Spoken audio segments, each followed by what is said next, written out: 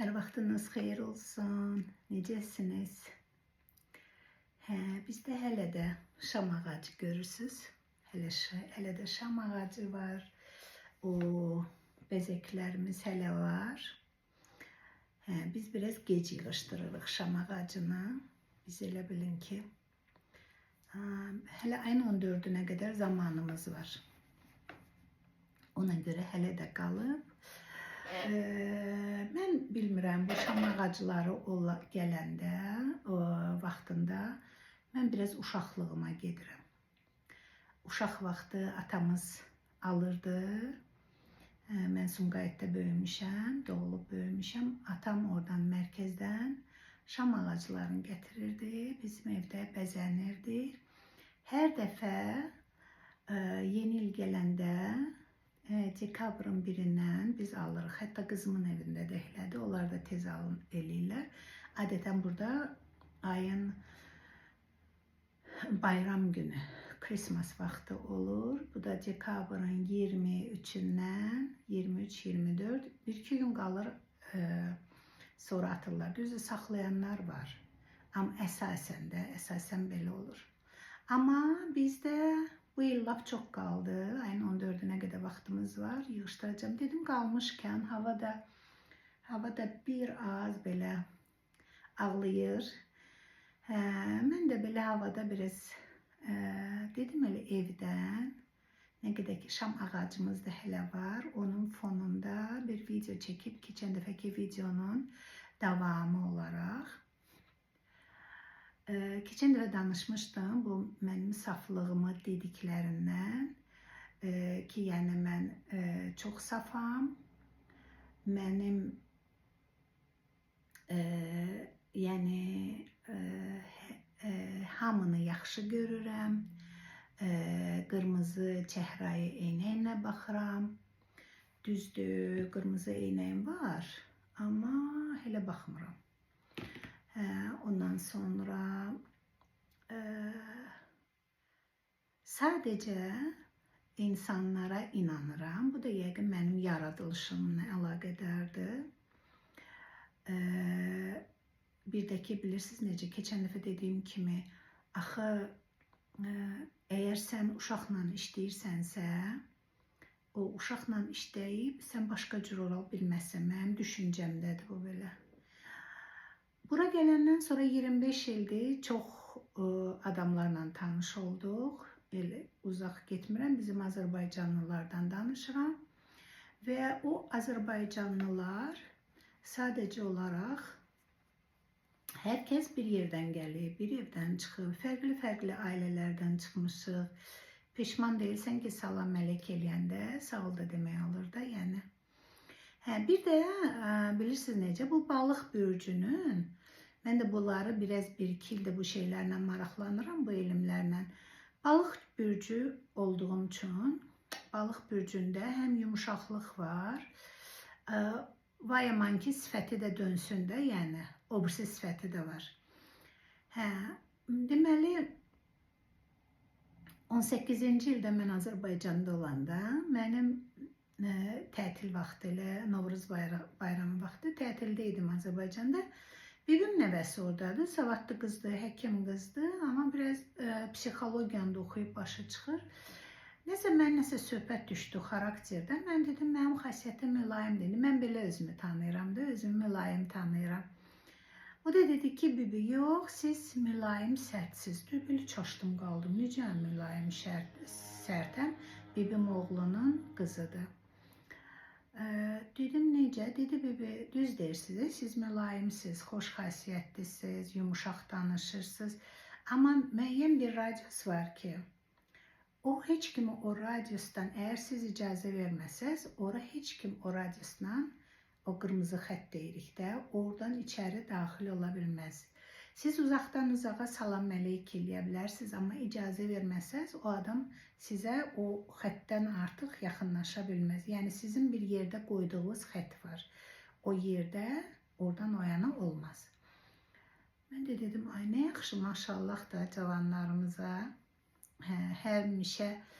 həmişə belə, necə deyim, qohum olmağından asılı olmayaraq, hansı bir cavanımız da kimsə bizdən çox bilirsə, o qədər sevinirəm ki, gələcəyimizdir də, yəni bizdən aydındır ki, cavanlar daha çox bilməlidirlər. Sonra dedim, nə maraqlı bir analiz oldu. Yəni, həm mülayiməm, həm də sərtəm. Sonra indi düşünürəm, indi biraz o vaxtdan, indi bir kildə biraz da bildiyim bir şeylər var, öyrənirəm. İndi mən bilirəm ki, o balıq bürcləri haqqında danışırlar.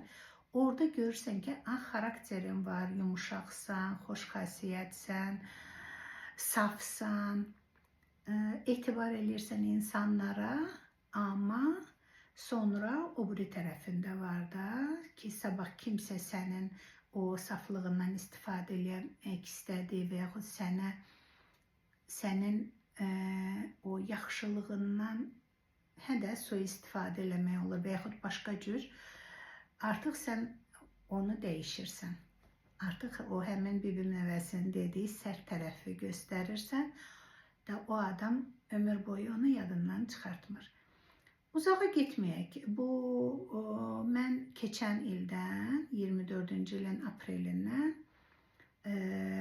videoları, bu YouTube'dakı videoları, 19-cu ildən olan videoları Facebook'a da qoydum, TikTok'da yoxumayı açdım. Mənə məsləhət gördü.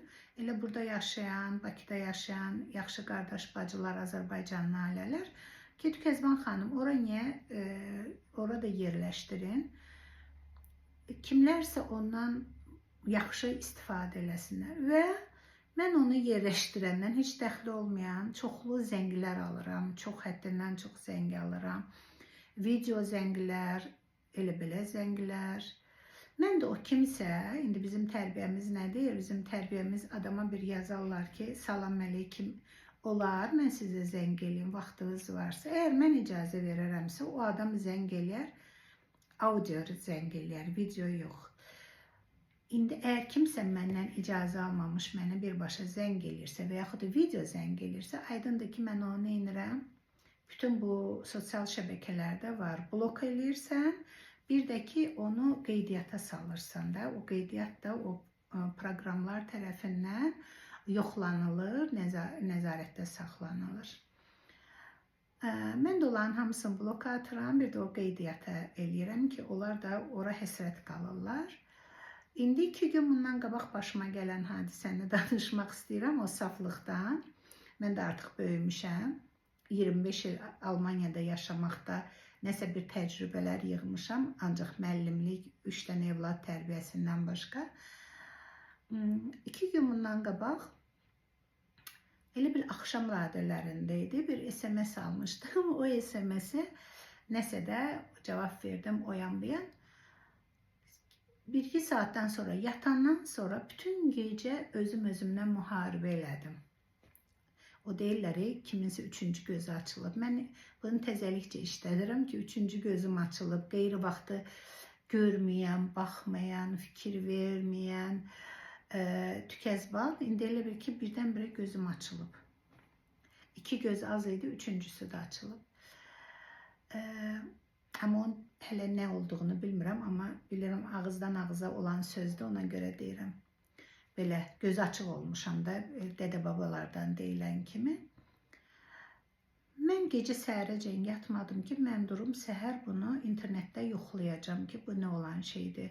Bu bazar gününün söhbətidir də, bugün 2-ci gündür, bazar günüdür. Ayıldım.